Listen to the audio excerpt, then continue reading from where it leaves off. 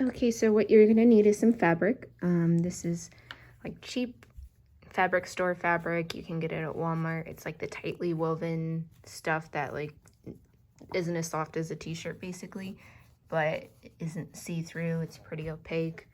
You are going to also need some form of pin, scissors, preferably sewing scissors, some type of ruler or something to measure with, a marker or a pencil, or if you can freehand it, that's cool. And obviously a sewing machine or Fabri-Tac, something that you can hold the fabric together with. So what I have here is a pattern, because we're basically going to be making several of these. If you just get a yard of fabric, you're basically going to be making 12 masks, so a little goes a long way. So with that pattern, with this fabric, we can end up making something kind of like this. In addition, you are also going to need some type of elastic. And let me get the elastic. You can see exactly like how messy our place is right now that we're making oodles of these. So this is just 1/4 inch elastic. You can use string. The thicker the elastic is, the harder it is to stretch, so be mindful of that. A lot of places are sold out of the 1/4 inch right now. So whatever you can work with, whatever you can find, you can literally use string if you sew it in right. And that's about it. Let me show you how to get this cut. Have the fabric out. It's okay if it's a little wrinkly. You can spray it with water if it's too hard to deal with, and then just flatten it out like a wrinkler releaser spray. Water works just fine for that. And then when you do create your pattern, can use any kind of paper. This is just tracing paper. And generally we want to make it from, about, what is that, 5.5 inches by, I believe it is just about 9, or 8.5, kind of whatever you feel. Remember, it's not going to be like this wide and this long once we actually get to making it. So as long as like the two sides match and it's not too small, you'll be okay. So using this pattern, I was able to cut out 2 pieces. So 2 pieces of, well, I didn't actually cut that corner out, oops. And this is our fancy little cutting tool. It's really neat, it's like a sharp blade and it works really well. But 2 pieces of fabric are gonna make 1 mask, basically because we're gonna be making like a little pillow and turning it inside out. So now that we have it cut, we can start sewing. So this is gonna be shaky, but if you don't know how to use a sewing machine, I can't really help you. I learned like 3 days ago, but you're gonna wanna make sure that the foot is up, that your needle is threaded, you got your bobbin in there, and you're going to wanna first go in lengthwise, making sure the corners line up as best as possible, but it doesn't have to be perfect. And you're gonna go about, ooh, that's not very lined up at all, hold on. All right, you're gonna go in about halfway, 3/4. Basically what we're doing is we're creating the first seam. So you'll want to put the foot down on the sewing machine. You're gonna want to put the needle down, and then you'll pretty much wanna go. Mine has this really cool speed controller here. Older ones may not, newer ones might be better. But basically what we're gonna do, I'm gonna slow it so I can video it, is we're gonna go to right about here. First we'll start the stitching. You'll have to guide it just a bit. And leaving this space open, now we bring in our elastic. So again, a 1/4 inch works best, 1/4 inch elastic. I cut these both to be about 7 inches. Yeah. So basically what we're going to do is we're going to insert this diagonally into this corner, and we're going to, in between these two, and then we're going to sew over it, and then we will make a right-hand turn. So I've sewn 3/4 down. Next you want to find that little elastic friend from up here, and you will want to place him in a corner. Tuck him into bed, and just like before, you're going to want to sew over him, being mindful not to go too far over. So you lift the foot,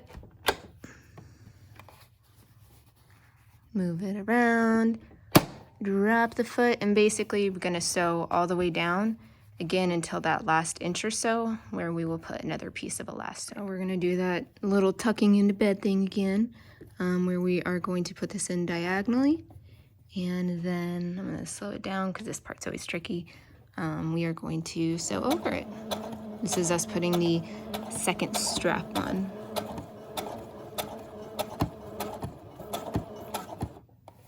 And then you just lift the foot again,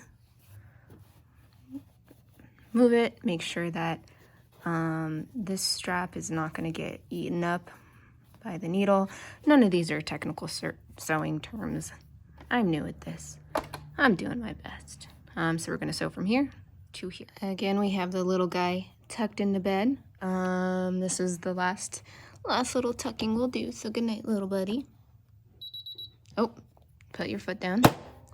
And ignore my unevenness here. This is just ugly stuff, so it doesn't really matter. And tuck you in a little bit better.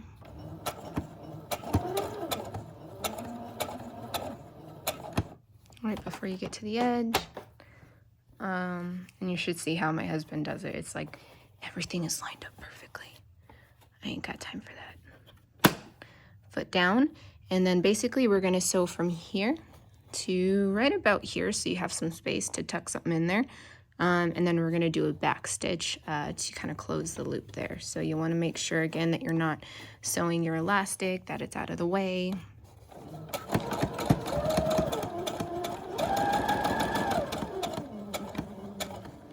And depending on the size of your hands, you can make this little hole bigger or smaller. And now I'm going to do a back stitch just to kind of close it up. Another one for good luck. Another one for my homies. Okay. Lift the foot, bring up the needle, and we are like halfway there. So cut your string. And then next we are going to turn this inside out. And here is your creation inside out. So we still have that open hole up top. That's okay, that'll get sewn up. But look at your straps. Kind of looking like a mask now. So what we're gonna do next is we are going to put like another protective layer inside, so we can have another, form of protection between the mouth and your nose and whatever's out here. I like to use, just for the sake of it, like how cheap it is, like old vacuum bags, like for a Hoover or whatever, for vacuums that still use bags. Get these at Walmart for like $1.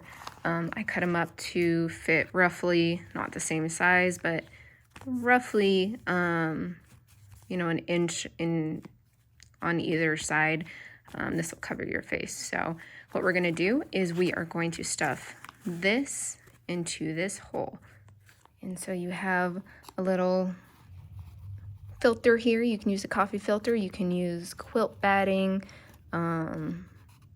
really anything cotton. Put it in there and it's like a little pocketbook, or it'll talk to you. Hello. So next we are going to start creating folds. This will allow the wearer to have some kind of like shape to it, so it's just not a piece of cloth against their mouth, because no one likes that. So what we're gonna do, and I'll guide you through each one, is we are going to make slight folds, not actual folds of the fabric, just kind of with the top layer. So I'm going to do the middle on the bottom, this corner and then this corner. Okay, so I have these pinned. You know, they don't have to be perfect. We are going to be sewing along the edges as we get the layers pinned, or once we're done with the layers. It's okay if your sewing machine goes over the metal pins, that's totally fine. I recommend making sure that your sewing machine doesn't go over these metal balls, because it'll just cause a disaster. So next I'm going to not do the middle on the second layer. I'm just going to do the sides. Okay, so I have these guys pinned. Again, you could do a middle layer if you want, but we're not going to be sewing in the middle, so that doesn't really matter. This is just really to help establish like the bottom fold. And as you can see, I go through each time. Otherwise your fold's gonna pop out and it's gonna be awkward because you're stitching, yada yada. So next I'm gonna do the third one. It does not have to be perfect. You can tell that mine aren't perfect in any way. But yeah, let's do the third. All right, so we have the third. We still have this open little pocket. We'll be sewing that up, but basically the idea here is to get back with our friend the sewing machine. And basically we are going to want to sew over these folds. Remember what I said about not sewing. Don't have the balls here because that'll just create problems, but basically we're just gonna kind of create an edge here. So for that, let me make sure you got it lined up. Usually make sure your strings are going back. It's roughly right where I want it. Put your foot down, put your needle down, and I'm gonna slow this down. Slow it all down. So just double checking that my folds are still there, still good. Oh, looks like I put the needle in a weird spot there, so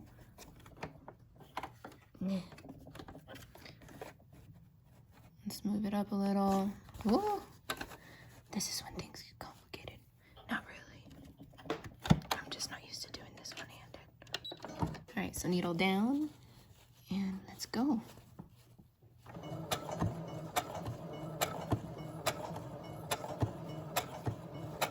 Let's go a little faster. And you can see it sewing over the folds. It might try to fight you, and the folds might bunch up and backwards on itself, so you'll want to be careful. But again, you can sew over your pins. All right, boom. So that's it for one edge. And then we are going to lift the foot again. We are going to turn and kind of angle the mask however you will. I kind of try to round it out. That might be a bit hard to do one-handed. So I'm going to put the foot down, and you know what, at this point, to reduce the likelihood of poking yourself, which I have like 100 times, you can pull the pins out that have already been sewn over, because these folds aren't going anywhere. So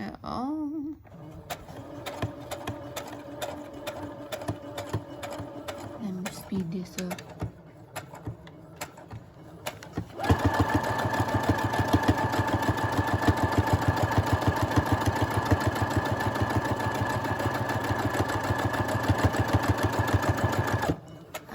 It's kind of stopped.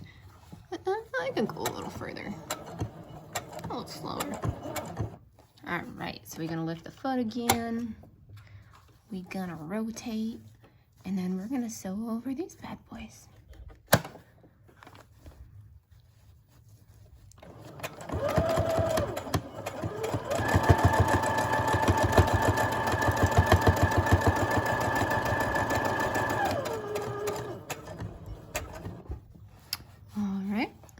So we can go ahead and take these pins out, so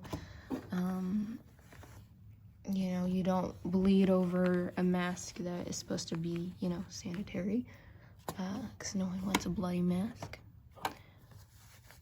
And make sure your foot is up. You are going to turn it one last time. Try to tuck your little open mouth guy here in. And And then we are just gonna do one last final stitch from here to close it up there.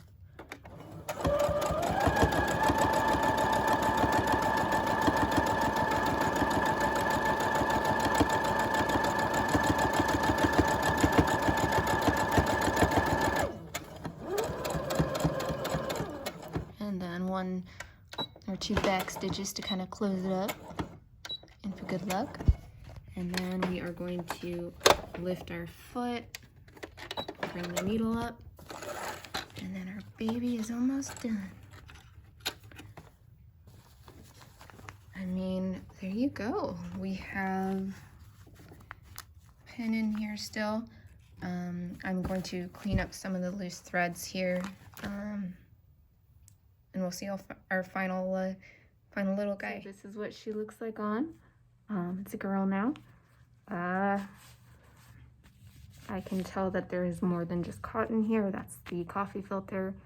I'm wearing a beanie because I have a bad hair day. And then you could see the loop-de-loops going over my ears. Again, if you find that the 7 inches is too small, too big, like I got a big head, so it's kind of giving me Dumbo ears, you can adjust it. Be wary if you wear glasses because they will fog up. That's completely normal. According to my cousin, who's a nurse, she says that it happens with like the N95 ones as well. But here we are. Boom, boom. I was recently told that some hospitals don't like wild and crazy patterns, so if you're gonna do it for them, maybe save your funky patterns for friends and family. But yeah, this is it.